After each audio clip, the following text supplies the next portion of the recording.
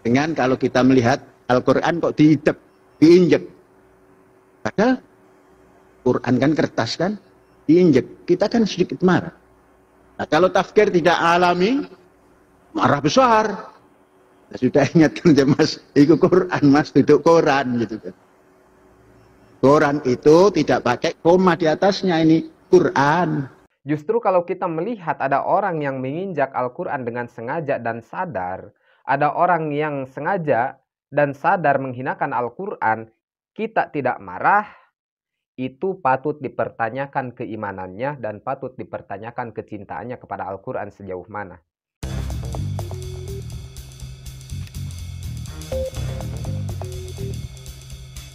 Assalamualaikum warahmatullahi wabarakatuh. Sahabat yang dirahmati Allah Subhanahu wa taala, mudah-mudahan kita semua selalu dalam lindungan Allah Subhanahu wa taala. Amin ya Allah ya rabbal alamin.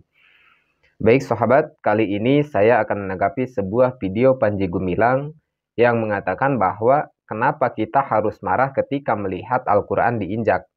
Padahal Al-Quran itu sama saja dengan koran, yaitu terbuat dari kertas. Itu kata Panji Gumilang. Baik, langsung saja kita simak dulu videonya berikut ini. Dengan kalau kita melihat Al-Quran kok diinjek. Padahal Quran kan kertas kan, diinjek. Kita kan sedikit marah. Nah, kalau tafsir tidak alami, marah besar. Nah, sudah ingatkan ya mas, itu Quran mas, duduk Quran gitu kan.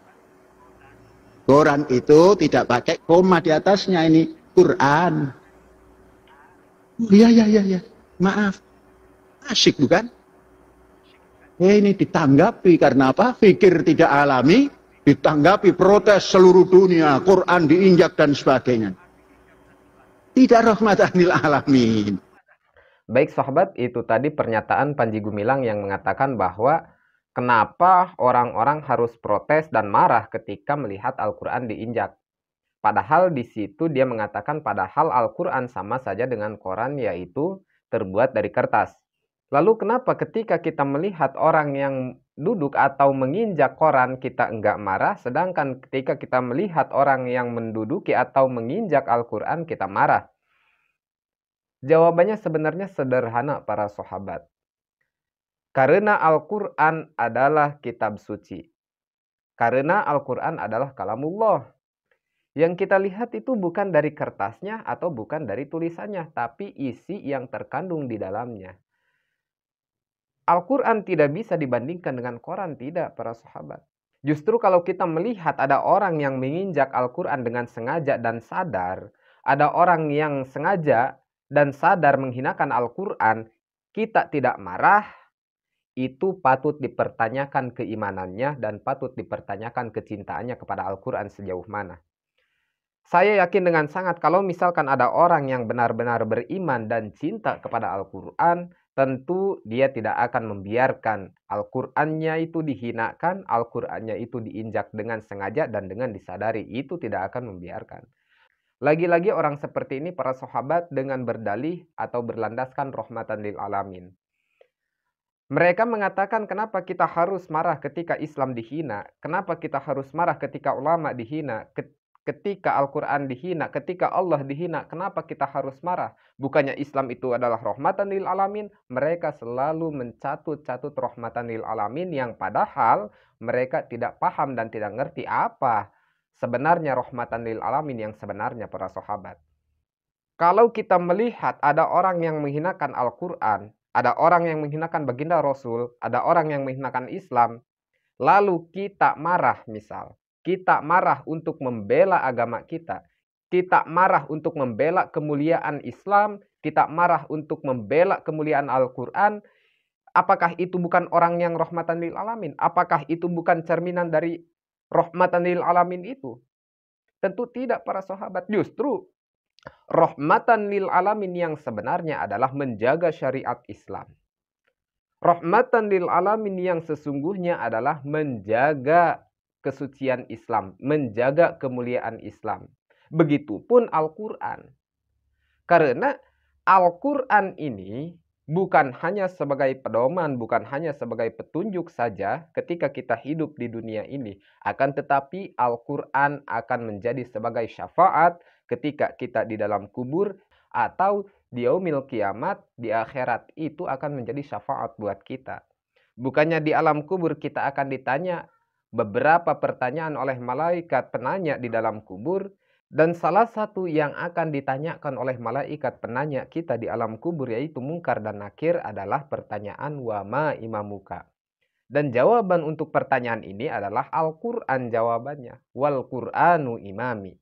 Jadi sangat tidak masuk akal para sahabat dan sangat ngaco ketika kita selaku orang Islam mengatakan bahwa kalau kita melihat ada orang yang menginjak Al-Quran secara disadari, kita tidak boleh marah karena Islam adalah rahmatan lil alamin. Itu sangat-sangat tidak waras para sahabat.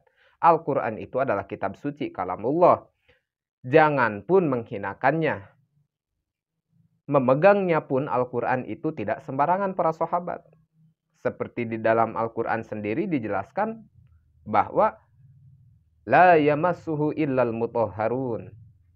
Jadi tidak boleh kita memegang mushaf Al-Quran kalau kita dalam keadaan tidak suci. Harus bersuci dulu, yaitu suci dari hadas kecil dan hadas besar. Begitu para sahabat. Dan saya yakin para sahabat, bagi orang beriman dan memiliki cinta di dalam hatinya kepada Al-Quran, jangan pun mushaf Al-Quran secara utuh, sekalipun satu ayat dari Al-Quran, jangan pun satu ayat dari Al-Quran, meskipun lafaz basmalah saja, Bismillahirrahmanirrahim, tulisan Bismillahirrahmanirrahim tergeletak di jalan atau di tanah, kita tidak akan sanggup untuk melangkahinya dan kita tidak akan sanggup untuk menginjaknya. Itu gambaran orang beriman para sahabat. Gambaran orang yang memiliki kecintaan di dalam hatinya kepada Al-Quran. Jangan pun satu Al-Quran utuh, satu ayat pun mereka tidak akan berani untuk menginjaknya. Itu orang yang beriman. Dan apabila ada orang yang sengaja menghinakan Al-Quran, kita melihatnya kalau kita benar-benar orang beriman, benar-benar orang yang mencintai Al-Quran, pasti tidak akan kita biarkan. Tidak akan kita biarkan, pasti ada rasa kemarahan di dalam hati kita. Bukan marah kepada orangnya, akan tetapi marah apa yang dia lakukan. Marah kepada apa yang dia lakukan kepada Al-Quran kita. Begitu para sahabat. Jadi kesimpulannya para sahabat, jangan sampai kita menyalahartikan kata rahmatan lil alamin. Karena rahmatan lil alamin itu bukan diam ketika melihat agamanya dihina, bukan diam ketika melihat Al-Qur'annya dihina, bukan diam ketika melihat nabinya dihina. Rahmatan lil alamin itu mengadakan tindakan, rahmatan lil alamin mengadakan pembelaan, rahmatan lil alamin mendatangkan giroh, mendatangkan semangat untuk membela yang benar dan memerangi yang batil. Itu rahmatan lil alamin yang sesungguhnya para sahabat. Demikian yang dapat saya sampaikan, kurang lebihnya mohon maaf. Assalamualaikum warahmatullahi wabarakatuh.